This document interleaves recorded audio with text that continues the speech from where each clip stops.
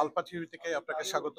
আপনি আজকে বাংলা পাড়ায়, টরন্টোর বাংলা পাড়া নামে খ্যাত ড্যানফোর্থ এলাকায় নতুন একটা আম, মিষ্টির দোকান এটাকে চালু হয়েছে এবং সেটার নাম হলো রয়্যাল সুইটস।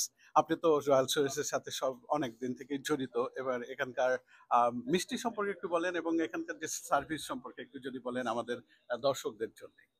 ধন্যবাদ।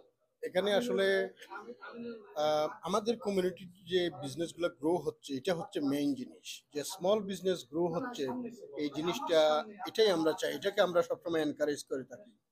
সো এখানে অনেক মানুষের কর্মসংস্থান হবে।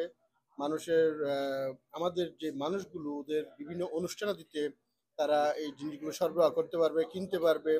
আমরা অনেক আগে থেকে দেখতাম কমিউনিটির বাঙালির কোনো মিষ্টির দোকান ছিল না, একটা মিষ্টির দোকান ছিল অনেক আগে, অন্নপূর্ণা নাম।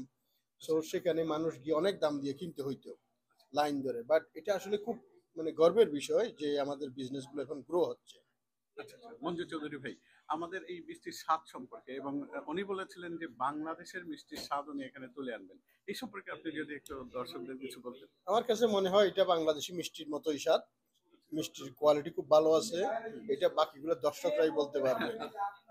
তাদের একটু নিমন্ত্রণ জানাতে পারেন যে এখানে। হ্যাঁ, সবাই এসে আমাদের যেহেতু এটা কমিউনিটি বিজনেস, এখানে এসে মানুষ বাজার করা উচিত। এখানে এসে তাদের তারা ট্রাই করে দেখতে পারেন, কিরকম লাগে, রিভিউ দিতে পারেন।